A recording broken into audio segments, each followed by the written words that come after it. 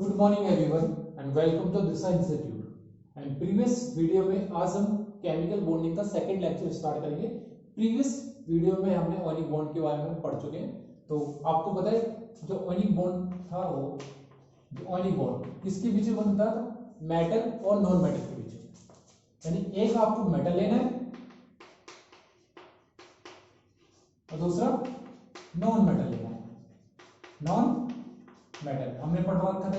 हमने क्या पढ़ा? ये मेटल को लॉस करता है। हम कोई किसका रीजन करेंगे? लॉस करने के बाद इसमें क्या आएगा? पॉजिटिव। गेन करने के बाद क्या आएगा? इसके पास नेगेटिव आएगा। तो इनके इलेक्ट्रोपॉजिटिव और ये नेचर में कैसा? इलेक्ट्रोपॉजिटिव। ये नेचर में कैसा था? इलेक्ट्रोनेगेटिव। और दोनों के बीच में एक फोर्स लगा था जिसे बोलते थे इलेक्ट्रोस्टैटिक फोर्स, जिससे इनका क्या हुआ था? Melting point and the boiling point high हो गए थे। यानी इलेक्ट्रोस्टैटिक फोर्स है। अगर मैं आपसे कहूं कि कोवैलेंट बॉन्ड क्या होता है, अगर मैंने आपसे कहा कोवैलेंट बॉन्ड क्या होता है, ठीक है, कोवैलेंट बॉन्ड क्या होता है और कैसे आपको आइडेंटिफाई होगा कि कोवैलेंट है या फिर ओनिक है। अगर मैंने आपसे कहा कि NaCl क्या है आपके पास? NaCl, इसमें एक मेटल है, दूसरा नॉन मेटल है, तो कौन सा बॉन्ड होगा आपके पास? जनरली पता होना चाहिए आपके लिए कौन सा बॉन्ड होगा। ये आपका ओनिक बॉन्ड होगा। एक मेटल है MgO है, तो ये Mg क्या है आपके पास? मेटल है, और ये ऑक्सीजन क्या है? नॉन मेटल है। तो इनके बीच में जो बॉन्ड फॉर्मेशन होगा वो होगा ओनिक बॉन्ड। ओनिक बॉन्ड। अगर मैं आपसे कहूं कि कोवैलेंट बॉन्ड, कोवैलेंट बॉन्ड होते हैं नॉन मेटल और नॉन मेटल के बीच। नॉन मेटल और नॉन मेटल के बीच में फॉर्मेशन होगा। नॉन मेटल के बीच में होगा कि नॉन मेटल का जो कॉम्बिनेशन होगा वही आपका होगा कोवैलेंट बॉन्ड। अगर मैं आपसे कहूं कि किससे बनते हैं? ये आपके शेयरिंग से बनेगी, यानी शेयरिंग ऑफ इलेक्ट्रॉन।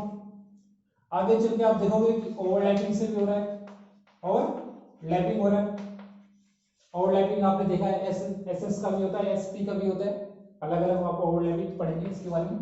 तो हम एक जनरली एक देखते हैं कि अगर आपने देखा होगा C एक नॉन मेटल है और इसके साथ मैंने कंबाइन करा हो, तो अगर ये CO2 बना, ये CO2 बना, तो ये आपका क्या है? ये आपको क्या बताओ मुझे? ये मेटल नहीं है, ये क्या आपके पास? नॉन मेटल है। और ये भी क्या आपके पास? नॉन मेटल है। और इनके कॉम्बिनेशन से क्या बनेगा? इनके कॉम्बिनेशन से क्या बनेगा? कोवैलेंट बॉन्ड बनेगा। तो इसमें कौन सा बॉन्ड होगा? इसमें होगा आपके पास कोवैलेंट बॉन्ड। तो शेयरिंग तो हम अभी करेंगे, स्टार्टिंग में भी शेयरिंग करके मैं आपको दिखा दूंगा। तो पहले आपको मैं आइडेंटिफाई कराना सिखा रहा हूं कि कोवैलेंट बॉन्ड होंगे कौन से। अगर मैंने आपसे कहा कि P क्या है आपके पास? नॉन मेटल है, और मैंने आपसे कहा Cl, तो उसका नाम क्या होता है? Phosphorus pentachloride. तो ये भी नॉन मेटल है, ये भी नॉन मेटल है। और नॉन मेटल के बीच में कौन सा बॉन्ड बनता है? कोवैलेंट। गुड। कौन सा बॉन्ड बनता है? कोवैलेंट बॉन्ड बनता है। अगर हम आपसे कहूं कि MgO बताओ मुझे कौन सा बॉन्ड है? इसमें कौन सा बॉन्ड है? आयनिक। एक मेटल है, एक नॉन मेटल है। तो वेरी गुड। आपको आइडेंटिफाई करना आया कि एक मेटल होता है, एक नॉन मेटल होता है, और दोनों के जो बीच में जो कॉम्बिनेशन से बॉन्ड बनेंगे वो आपके आयनिक बॉन्ड बनेंगे, और जो नॉन मेटल के बीच में बनेंगे वो आपके कोवैलेंट बॉन्ड बनेंगे। तो आप आइडेंटिफाई कर सकते हो कि कौन सा कोवैलेंट बनेगा, कौन सा आयनिक बनेगा। जनरली अब जनरली क्या करते हैं? हम शेयरिंग करते हैं। क्या करते हैं? शेयरिंग करते हैं। जब शेयरिंग करके जो अपना ऑक्टेट या अपना सेल पूरा करता है, ऐसे ही जब शेयरिंग करेगा तो वो अपना कोवैलेंट बॉन्ड फॉर्मेशन करेगा। अब मैं आपको शेयरिंग थोड़ा सिखा देता हूं, इसमें कोई डाउट है आपको?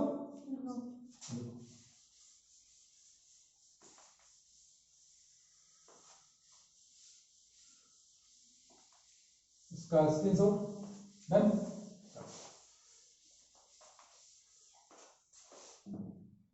मैंने कहा आपसे H एक नॉन मेटल है, दूसरा H नॉन मेटल है। एक इलेक्ट्रॉन शेयरिंग किसने किया? और क्या कहते हो? कंप्लीट अपना सेल कंप्लीट कर लिया, फर्स्ट सेल कंप्लीट कर लिया। तो फॉर्मेशन क्या होगा? H2 का फॉर्मेशन होगा, H2 का फॉर्मेशन हुआ। तो इसके बीच में इसमें H2 में कौन सा बॉन्ड है? कौन सा बॉन्ड है? कोवेलेंट। अगर मैंने आपसे कहा CH4, क्या कहा मैंने आपसे? CH4, तो C में देखो, C के वैलेंस इलेक्ट्रॉन में 1 2 3 4 और हाइड्रोजन के इसमें 1 2 3 4। ये जो इस स्ट्रक्चर में अलग से पढ़ा दूंगा, देखिए तो कितना है, ये कितना सिस्टम हो, 8 इलेक्ट्रॉन सिस्टम हो, जिसे आप किसमें पढ़ते हो? ऑक्टेट रूल में पढ़ते हो। यानी कि एक इलेक्ट्रॉन शेयरिंग करा कार्बन का, एक इलेक्ट्रॉन शेयरिंग करा हाइड्रोजन का। तो ये जो शेयरिंग से बने, ये जो शेयरिंग हुई, ठीक है, किसके एक बॉन्ड ने कितनी की शेयरिंग करी? शेयरिंग करी 2। तो 4 बॉन्ड कितनी की शेयरिंग करेंगे? 8 इलेक्ट्रॉन। इसलिए क्या ये 8 इलेक्ट्रॉन सिस्टम, क्या आपके पास 8 इलेक्ट्रॉन सिस्टम। तो ये आपको क्लियर है इसके बारे में, कोई डाउट? अब देखो N2 का देखो, तो आपके क्या मिल रहा है 1 2 3, तो स्ट्रक्चर बना लोगे 1 2 3, तो देखो कितना हुआ 6 7 8। अब ये बना किससे? ये बना शेयरिंग से, ये बना शेयरिंग से, यानी शेयरिंग ऑफ इलेक्ट्रॉन किया और अपने सेल तैयार किया, उसने कंप्लीट कर लिया सेल को। ऐसे शेयरिंग करके जो अपने सेल को कंप्लीट करे, ऐसे बॉन्ड को क्या बोलेंगे, क्या बोलोगे आप? Covalent bond. और कोवेलेंट बॉन्ड स्पेसिफाई किससे बनेगा? Non metal non metal. अगर आपसे पूछ लिया जाए तो बताओ P2O5 में जो बॉन्डिंग है किस टाइप की है, तो आप जनरली बोलोगे कोवेलेंट। बट एक बात रिमेंबर रखना, कोई भी प्योरली कोवेलेंट नहीं होगा। ये अगर मैं कहूं कि 100% कोवेलेंट होगा, नहीं होगा, यानी कोई भी चीज पूरी 100% नहीं हो सकती इसमें। क्लियर है? अगर मैं आपसे कहा कि LI कि ये प्योरली कोई नहीं है, तो मैं कहूंगा गलत। इसके लिए आपको फजान रूल पढ़ना पड़ेगा। ओके, तो ये आपको सबको समझ में आएगा। अब देखो इसके बाद हम ऑक्टेट रूल पढ़ने लगेंगे। हमने ऑक्टेट रूल भी पढ़ा है, ठीक है। ऑक्टेट में क्या कहता है कि इलेक्ट्रॉन को लॉस करो, इलेक्ट्रॉन को गेन करो, या आप शेयरिंग करो। तो क्या कर लो, 8 इलेक्ट्रॉन सिस्टम बना लो, तो वही क्या होगा आपके पास? ऑक्टेट। तो ऑक्टेट को रूल जो आप बोलोगे वो 8 का रूल होता है, 8 के थर्ड से बोलते हैं आप, ठीक है। जनरली आप बोल देते हो कि इसमें क्या करता है, 8 इलेक्ट्रॉन को फॉलो करता है। यानी दोनों का, अगर इलेक्ट्रॉन को या तो लॉस करो या फिर इलेक्ट्रॉन को गेन करो, और गेन करे कितना सिस्टम बनाओ? 8 इलेक्ट्रॉन सिस्टम बनाओ। ऐसे सिस्टम को आप क्या बोलोगे? 8 इलेक्ट्रॉन सिस्टम। अब 8 electron system is also called as octet.